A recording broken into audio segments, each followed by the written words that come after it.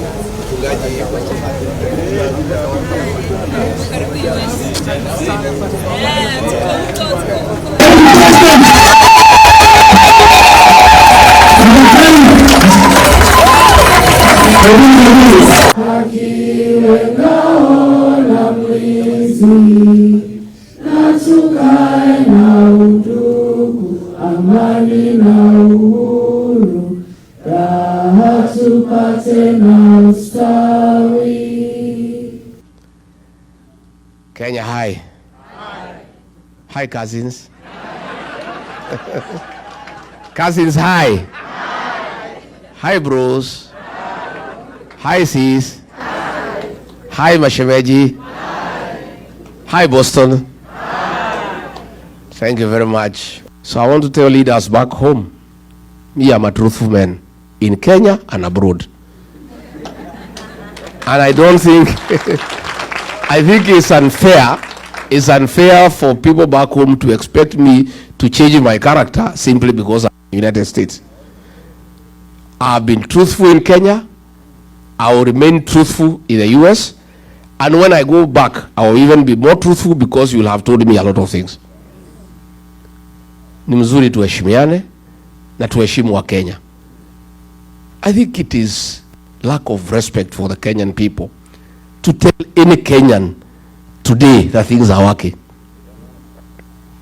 Last week when we were here, fuel prices shot for diesel by 8 shillings and petrol 9 shillings. And it has a ripple effect. The matatu people will have to increase their fare. Those with the factories will have to increase the cost of consumer products. So we cannot come here and pretend so that we look nice, that we love our country, we are so patriotic, we come here and lie to the people. Oh, nyumbani mambo iko mzuri, kila kitu iko sawa sawa. Oh, economic growth 9%, hakuna shida, watoto wote wanafurahi, hata hakuna mtu nauliza hawa, wanacheka tu kwa barabara, hata polisi wakiwapata wanawapatia maua. You want us to come and tell those kind of lies? And with this technological revolution, you people know what is going on at home, even more some people work on our village, isn't it? You know what is going on. So I'm here to have an honest, the highest #1 foreign exchange earner for the Republic of Kenya are remittances from the diaspora. You people here in Boston, United States, in the UK, in Germany, in the Arab world, you are driving the Kenyan economy. For us to pay our public debt, which is in trillions, we depend on the dollars you send home. For us to import things from China, from elsewhere, the foreign currency that we depend on comes from you. For us to pay the ambassador here in Washington and the staff at the Kenyan embassy in Washington, D.C., those dollars come from you. You are a very serious partner of our economic development as a country. Where I come from, there is no way the dollars will flow to Kenya when the diaspora people are unhappy or when they are unsure of what is going on at home. They will even be more reluctant to send any money home if the president orders police to shoot and kill young children. They are not. Because they have children at home. They will not send money back home. If that money is being given to Soprano to go bribing people in meetings. These diaspora people want to see construction of roads. They want to see provision of clean water. They want good health for their parents. They want to hear that hospitals have medicine. They want to hear schools, children are being taught and their books. They also want to know what is the safety of their investment back home. These people here are reluctant to send money home after the money has been taxed here in America for it to be taxed again in Kenya. And that is the conversation we want to have with you. Why do I want to have this conversation? Because I'm sure 100% there is going to be a regime change in Kenya. We are going to have a new government, and we want to start preparing our partners in the new administration. Yeah? There is no need for us to wait when we have sent Ruto home, then I start coming to ask you how we can work together. Since we are sure ataenda nyumbani. Yeah? Kwani hapa ni one term? Hapa ni one term? What do you mean? Here in the States? In Boston? It's one term? Let me test nione kama ni kwa term. Aya, harambe. Wewe Ruto. Wewe Kasongo. Wewe Kaongo. Wewe Zakayo. Wewe mtu ya kutenga. Wewe harabu shamba. Wewe mwizi. Wewe muuaji. Aende asiende? Atembee asitembee? No, nimekubali hapa ni one time. I want us to have a partnership with the diaspora people. I want to see where you people can form yourselves into cooperatives. Pull resources together. Import our coffee from home and market it here and make the profit and pay our farmers better. Our coffee is the best in the world. When you buy coffee here in Starbucks, it's impossible to afford. But the brokers take all the money, they don't pay anything back home. Our tea, our avocado, the prices here are crazy. Yet the farmers at home are crying. If you people organized yourselves, put money together, purchase avocado from home, sell at the same price, keep some profit, and pay your mothers and aunties well, you will have done well for your country and for yourself. Everybody is up in arms, and it's a Kenyan problem all of us must fix. So before I can ask you to bring your investment home, please let us work together and first fix the governance. And there are no two ways about it. One term. One term. And I want to, when I'm here, to tell William Ruto and his boys, I've seen they are all over the country castigating me because of one term. One term has nothing to do with Rigathi. It's a decision and the mood of the Kenyan nation. Yes. All Rigathi did was to look for an appropriate slogan to describe the way the people of Kenya are feeling. Rigathi is just creative, isn't it? Yeah.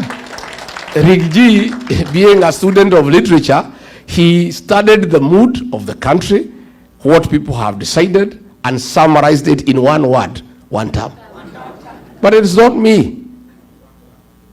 I am here. In the US, one term is still going on. William Ruto, I have seen when you were in Machakos, you have said that the opposition have no policy, have no sera, and you need to know how they will improve on your policies and your programs. Mr. President, it is not possible to improve most of your programs.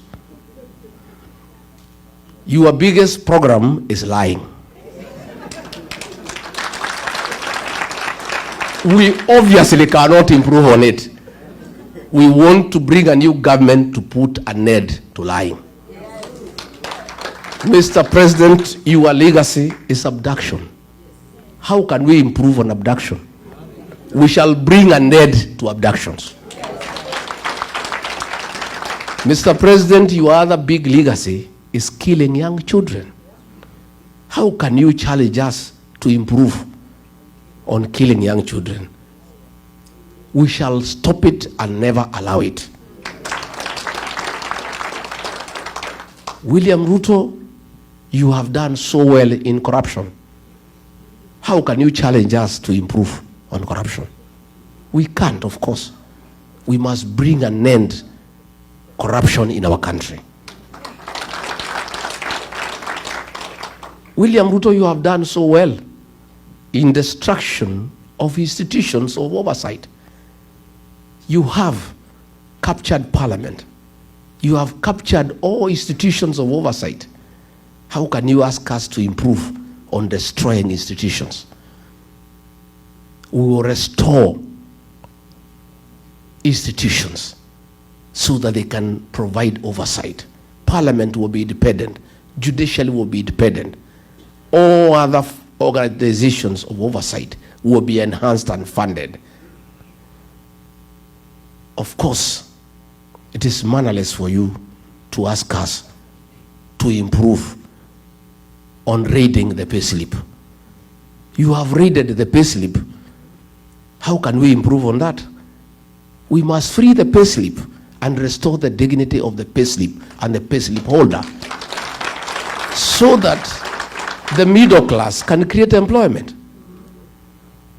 I have seen you say that we need to improve on your policies. All roads, Mau roads, all tarmac roads started by Uhuru Kenyatta have stalled. How do we improve on stalling them further? We must revive all those projects. And finally, I have seen you say that you did not overpromise. I want to correct you. You didn't overpromise, you overlied. DCP is the only party that he knows. One, he cannot compromise, he cannot bias, and he cannot intimidate us. So walikuwa naenda subuki ya kanisa, wakitaka kwenda mikutano, wakafurushwa na polisi. I have talked to the police in Nakuru and they are crying. They are saying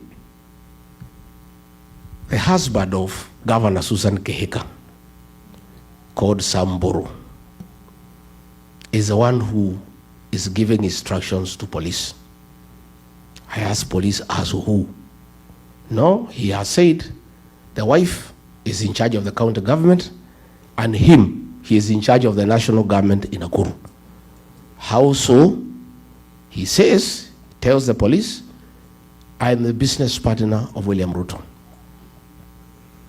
All the meters that are sold to Kenya Power, I am the one who imports them on behalf of William Ruto and shares profit with him. All the fertilizer that is bought in the country, I'm the one who imports and we share the profit. All the rice that is imported duty-free and sugar, I import on behalf of William Ruto. I'm the one who funds his politics and his life. So my word here in Nakuru is final. And if you don't do it, you will be on transfer tomorrow. So the police went there. They are so shaken, yet they know it is illegal to stop the meeting. So wakiwa hapo wakamwambia Medho, si tuko tu kazi, wacha tujifanya tunatupatia gas kidogo kidogo, lakini tutatupa different direction. Kwa sababu hata nyinyi hiyo maneno mnasema sisi tuko ndani ya hiyo maneno. The police told them, we are also part of, we are suffering. This man is nobody in Kenya. He's not a government official. The fact that he does business with President William Ruto, he is lording over everybody in Nakuru, threatening us, saying he is the president of Nakuru. So William Ruto, I want to ask you, why don't you do business with Samburu muendelee na biashara. But you cannot make him in charge of police operations in Nakuru or elsewhere in the country. You know, hata kama anakutengenezea faida, si wewe mwenyewe utafute mtu mwingine akuambia polisi vile watafanya, instead of him intimidating people in that Nakuru. Na sisi tumesema fine, since we cannot work on that guy because there is nothing we can do, I have told my people and the people of Nakuru to punish him, his wife, one time. Huyu Susan Kihika, I have already told the people of Nakuru, for what Boro is doing, akitumia jina ya Ruto kuangaisha watu ya Nakuru, to punish him, bibi yake Susan Kihika akuwe, akitaka kuhamia Sogoi wakae huko na Ruto waendelee. So mimi nimeshukuru sana, and I really wanted to assure you not to be worried. We have got a good plan